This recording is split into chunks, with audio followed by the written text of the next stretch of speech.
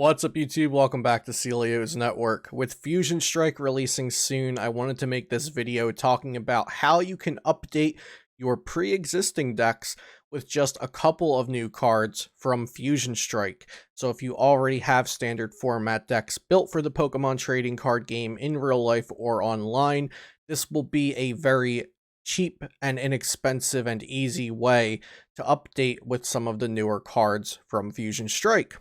So, before we get into the video, shout out to my sponsors, PoTownStore.com, the best place for you to buy ptcgo codes, and also CardTrooperGames.com, where you can buy booster boxes and singles if you're in North America.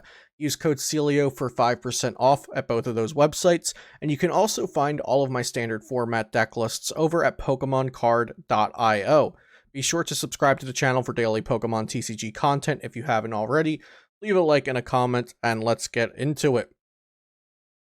So in this video, I will be talking about small changes you can make to update your pre-existing decks with Fusion Strike cards. Here are some generally relevant cards that a couple of these I will touch on throughout the video, but these are just some cards that can benefit a myriad of different decks and not just one specific archetype. Adventurer's Discovery is a new supporter card, which reads, search your deck for up to 3 Pokemon V, reveal them and put them into your hand. Dunsparce has the ability Mysterious Nest that say colorless Pokemon in play, both yours and your opponents, have no weakness. Basculin is a great new Rapid Strike attacker with the Swarm the Wound attack, water colorless to do 30 plus 10 more damage for each damage counter on your opponent's active Pokemon. And then we have the Fusion Strike Huntail and Fusion Strike Gorobus, which of course both evolve from the same Fusion Strike Clamperl. Huntail has the Single Strike Jammer ability. Your opponent's Single Strike Pokemon's attacks cost 1 colorless more. And Gorobus has the Rapid Strike Canceller. Your opponent's Rapid Strike Pokemon in play have no abilities. So all of these cards can fit themselves into multiple different kinds of decks, and they're just some general cards I wanted to start the video off with. The first archetype we'll look at specifically here is the Single Strike archetype, which is made up of Urshifu VMAX and Umbreon VMAX. Now, with Fusion Strike coming out, this could also potentially include Umbreon VMAX, I'm sorry, not Umbreon VMAX, Gengar VMAX, alongside either Urshifu and or Umbreon VMAX. But if you're just updating your Urshifu Umbreon deck and not adding Gengar into it, Adventurer's Discovery is a different new card that you can consider adding to the deck. Since this is very reliant on V Pokemon, you want to have your Umbreon Vs on the bench to evolve into VMAX. You can even add more Crobat V, and of course Urshifu VMAX is one of your main attackers. Adventurer's Discovery might be able to work its way into the Single Strike deck.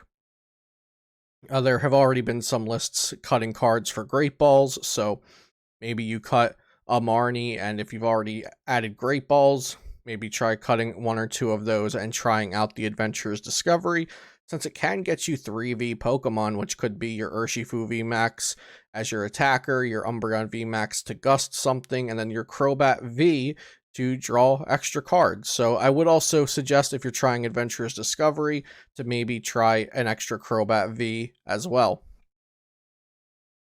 Also, a possible addition to Single Strike, but also going to be much harder to squeeze into there, would be the new Cinderace V Single Strike and Cinderace V Max Single Strike. Now, they do take 4 energy, and one of those energy is a fire, but you can use Impact Energy, which is the Single Strike Rainbow style energy. And the reason that this might be good is because it is fire type, and so it could take care of Leafeon VMAX, which is Single Strike's worst matchup.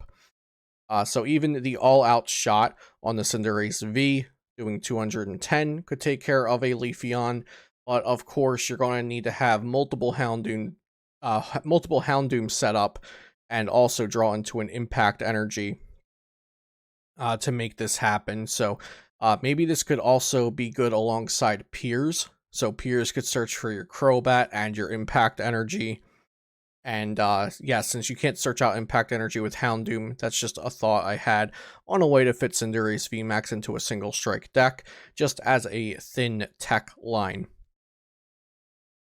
Next, on to Rapid Strike Urshifu, and we'll specifically look at the Melanie Urshifu here. This could definitely use Inteleon VMAX Rapid Strike, which is coming out in Fusion Strike, most likely in place of the Vaporeon V and Vaporeon VMAX line. Due to Inteleon VMAX's Double Gunner ability, you must discard a Water Energy card from your hand to use this ability, and then you can choose 2 of your opponent's benched Pokemon and put 2 damage counters on each of them. So not only is this spreading damage, but it's also activating your Melanie by discarding a Water Energy. Maybe this deck would want to add more Water Energy upon adding the Inteleon VMAX as well. We did talk about this briefly in my last video, looking at every new deck from Fusion Strike if you're considering Urshifu with Inteleon VMAX a completely new deck. But if you're not, in this video, talking about just updating it, maybe even with just a 1-1 Inteleon VMAX line to start out, just replacing that Vaporeon V, Vaporeon VMAX 1-for-1 with the Inteleon V and VMAX. Basculin, like I noted, is a card that can generally be good in a lot of different decks, even in Water Energy playing decks. With Raihan, you could even add a Basculin, but especially in Rapid Strike decks. And since we were already on the topic of Rapid Strike Urshifu, I figured we'd bring up Basculin, since I do think it's such a strong attacker. It can fill the same kind of role as Vaporeon VMAX, except in a single prizer and basic Pokemon. So for just 1 energy attachment with a Rapid Strike energy, I think Swarm the Wound is incredibly powerful. Next, Eternatus, a deck we haven't heard from for a while, but Adventurer's Discovery could potentially breathe a little bit of new life into it. Now, the only problem is Adventurer's Discovery is good in Eternatus, in my opinion, with the caveat of it's bad if there's a lot of Path to the Peak around.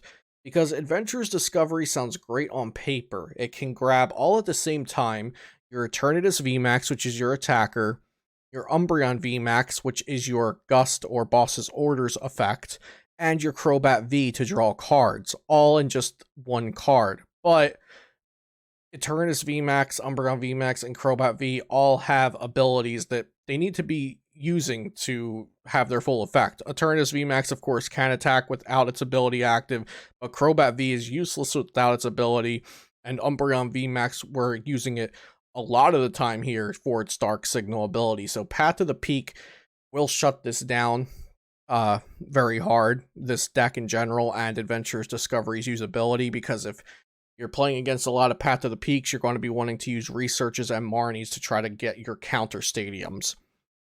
So in the event that Path to the Peak isn't incredibly popular, maybe Adventurer's Discovery can be thrown into a heavy count into Eternatus VMAX decks. Eternatus also has the option of playing the new Hoopa V, which can be Dark type and Psychic type as long as its ability is on, and then it does Shadow Impact 170. And the noteworthy thing here is, for the first time ever, you can cover 2 different weaknesses in an Eternatus VMAX deck, since it is both Psychic and Dark. It's Dark at the same time, so it will count, and you will be able to still have 8 Pokemon on your bench with this Hoopa V. So this would probably make Eternatus decks play more Energy Switch if you ever wanted to get that Shadow Impact attack off, but it is there and it's a possibility. Sableye Weezing is another deck that could potentially play this Hoopa V because it covers both Dark and Psychic weakness. Again, this deck would probably add an Energy Switch or 2. I forget if I said Energy Search for Eternatus, but I meant Energy Switch. This would probably play an extra Energy Switch or 2, and maybe even another Moltres, so maybe change the deck just slightly to work Hoopa V into there if you think having that Psychic type attacker would be worth it. Leafeon VMAX has Cook coming in Fusion Strike. Cook is a supporter card that says heal 70 damage from your active Pokemon. Leafeon VMAX is already playing Pokemon Center Lady, which heals 60 from one of your Pokemon and heals a special condition. So compared to Cook, Center Lady heals 10 less damage, but it heals a special, and you can pick wherever you want to heal it from, not just the active. Whereas Cook heals 70 from the active Pokemon. So this is going to be players' preference and seeing if there's any matchups and just testing with the card to see if Cook's 10 extra damage is better than Center Lady's special condition and versatility of healing anywhere on the board. More often than not, you are going to want to heal your active Pokemon, so I think it just comes down to special conditions, and there's really not a lot of special conditions happening in the current competitive, or probably even top 10 to 20 decks. The only one I can think of off the top of my head that uses a special condition often is Galarian Wheezing, and I don't believe there are many other special conditions around, so Cook might just replace Pokemon Center Lady in Leafeon VMAX. And then we have Togekiss VMAX, which is a pretty rogue deck, but it's getting some possibly strong cards for it. Cross Seaver is a new item card that you can only play 2 at the same time. Put a Pokemon or supporter from your discard pile into your hand. So, just like with Zoroark decks of the past, where you would put, let's say Zoroark Control, you would put Puzzle of Time on the bottom of your deck, so next turn you could draw into them and get exactly what you need with Puzzle of Time. It could be a similar way with Cross Seaver, since Togekiss VMAX searches your deck for any 2 cards. You could search your deck for 2 Cross Seavers, and then next turn, if you were not Marnied after your attack, you can use the 2 Cross Seavers to get whichever supporter it is that you need, from your deck, or you can even Inteleon, or from your discard pile, my bad, with Cross Seaver, or you can even Shady Dealings for double Cross Seaver. The same goes for Cross Switcher, which you can only play 2 at the same time, but it's a Guzma effect, which it gusts up one of your opponent's benched Pokemon, and then you switch your Pokemon as well. So playing that would allow you to use this gust effect in the same turn that you play a different supporter, such as Cheryl or Raihan or Marnie, and you don't have to boss for the gust effect. So we'll have to see if either of these make it into Togekiss VMAX decks, and if Togekiss VMAX decks are around enough. I do think that the deck has potential, and it also has another partner, potentially, coming with Fusion Strike, which is Green VMAX. With the Turn of Profit attack for 2 colorless energy, it does 30 damage.